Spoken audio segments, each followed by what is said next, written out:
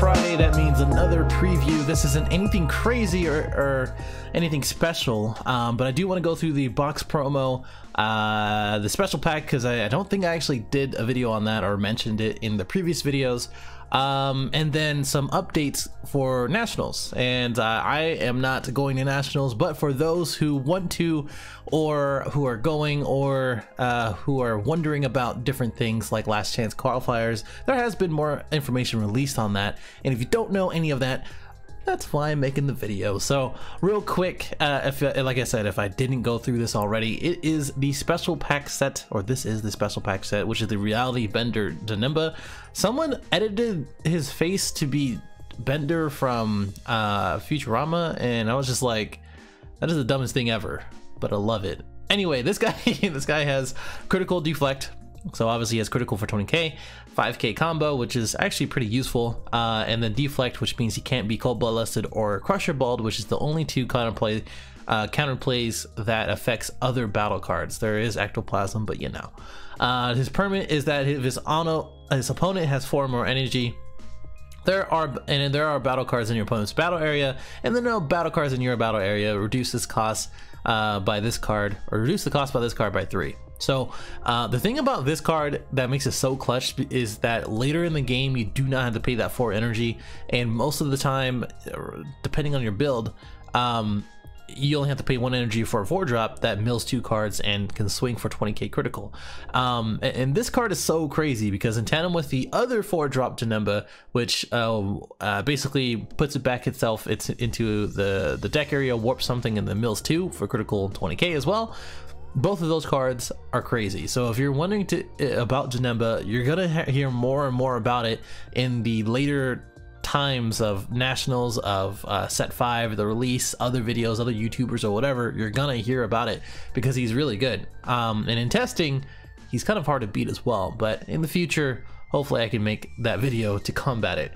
Anyway, for this card, at the end of the turn, place this card at the bottom of the owner's deck, and then place 2 cards from the top of the opponent's deck in the drop area. So mills 2, and you get to return it. And in tandem with the 1-drop Janemba card or the demon, you can easily get them right back, and you can just keep doing this over and over again. It's just you got to make sure that you don't have any battle cards in your battle area, and they have some in their battle area as well. So really good card, and not surprising as we go into the new set. Speaking of a new card, and pretty good card as well, this is the box promotion. So if you weren't around, or if you didn't buy a box for the last sets, as I understand, or as I recall, they had giant leaders. So they had the baby leader, the Super Saiyan 4 Goku, the Hurugan, and a couple others as far as the box promo, and it fit pretty much the size of the actual box, which is actually pretty cool. You just don't see it around too often anymore because, well, it just depends on those leaders, but when they did come out, people loved them. And now for Nationals, the pricing for that I do believe includes a giant leader as well, so that's pretty cool. Anyway, so the set 5 or series 5 offers an explosive box promotion with each box purchase, including a gold stamp PR card or promo card. So this is the gold stamp one. When they say gold stamp, it basically means is this whole goldness kind of thing looks like a super rare. Basically, it's all gold, everything else like that. I just hope. Well, for the rares, they do the sticker rare, so, or the sticker sort of foil, so we'll see. Anyway, this one is the Black Mass Saiyan Splintering Mind. If we go over here to the actual text just to make sure we got it right, which this is gonna need a errata, and I'll show you why. The auto is that when you play this card, choose up to one of your opponent's battle cards and set it to the owner's warp. Already not bad. This is a 4-drop respectively, because the 3-drop SR is pretty good with critical and 19,000 attack power, and taking a life from warp if you have 15 or more Saiyans in either drop areas.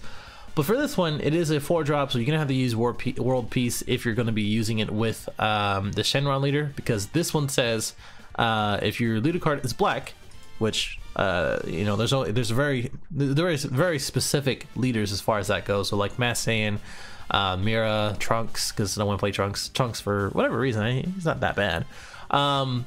Shenron, etc., etc. This is definitely directed to Shenron with Sparking 7 as well.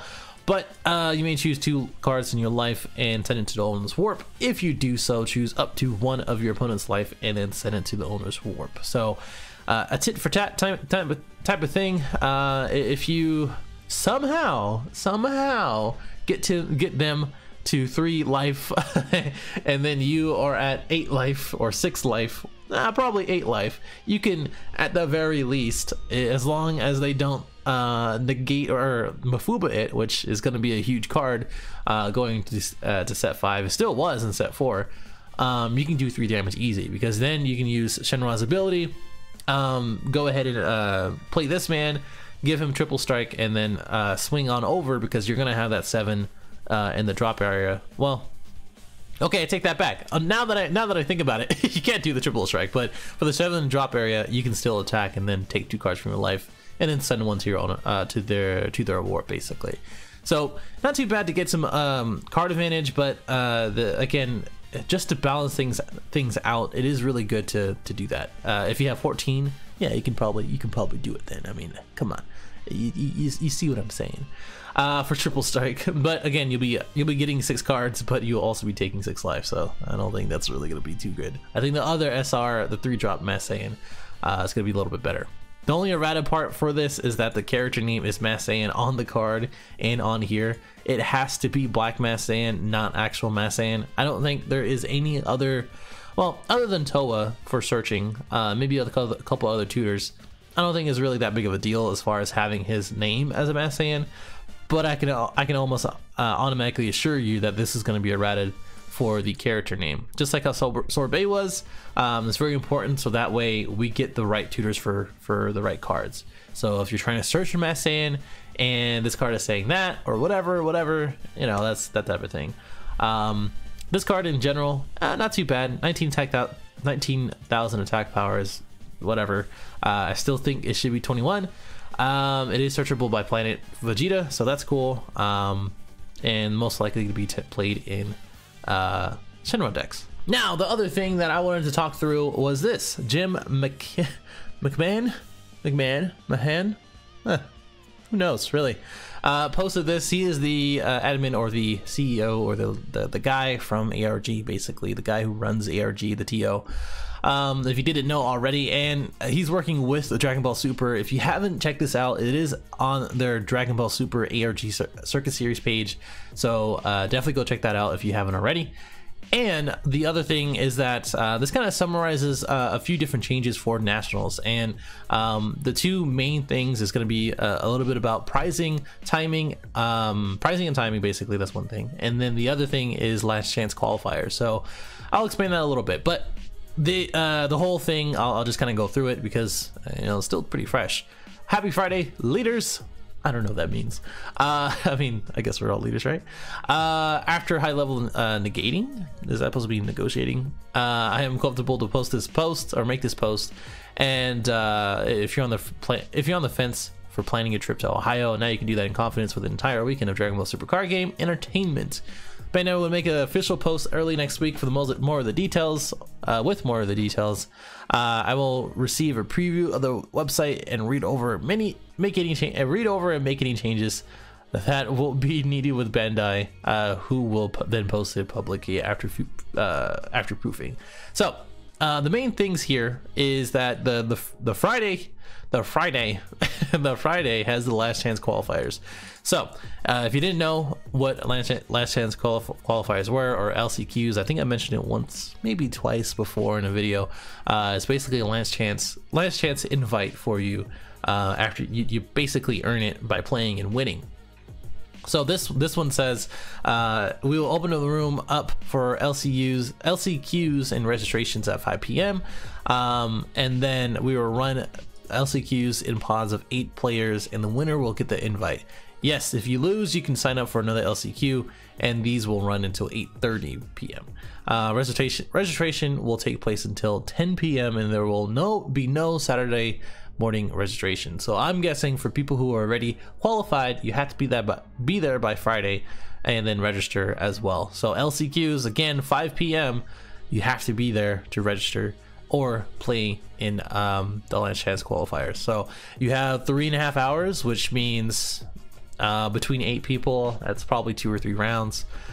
I mean, that's kind of tough. That's kind of tough. If it's saying the winner itself gets the invite, I'm guessing is the first person, and I don't know if they actually said anything.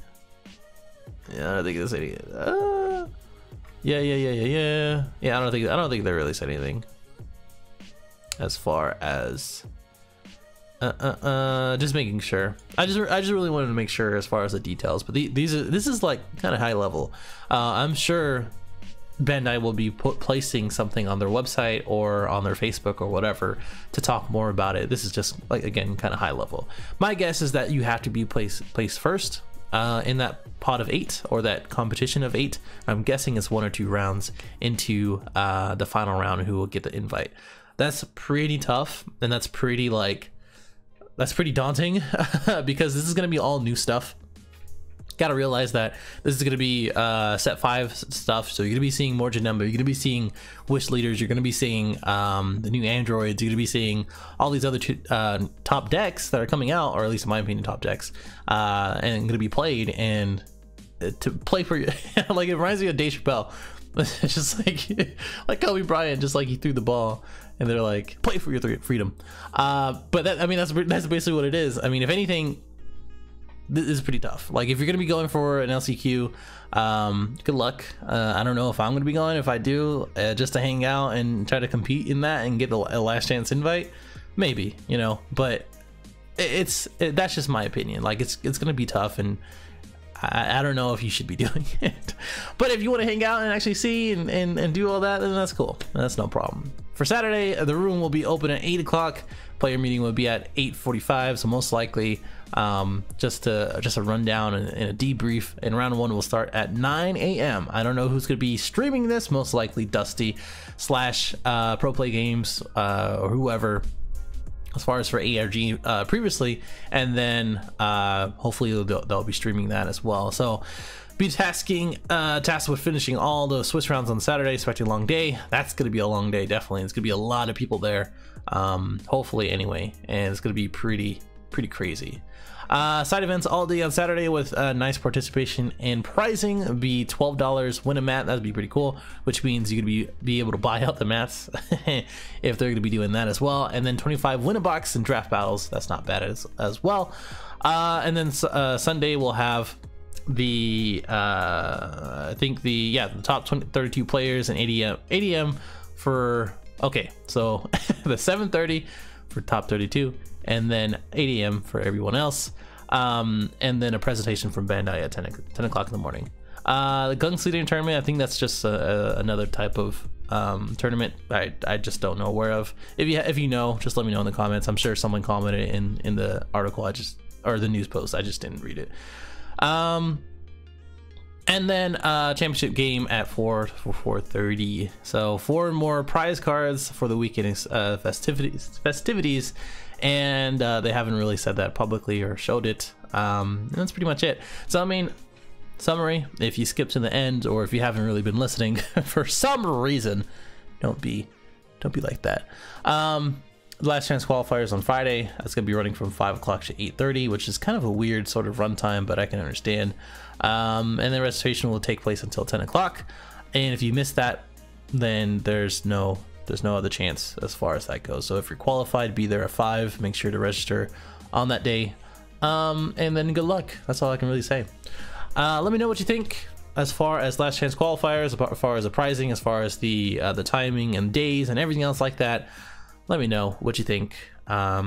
Like, dislike, comment, subscribe, and let me know what you think about the new cards as well, or the new card really. I'll see you in the next one. Later.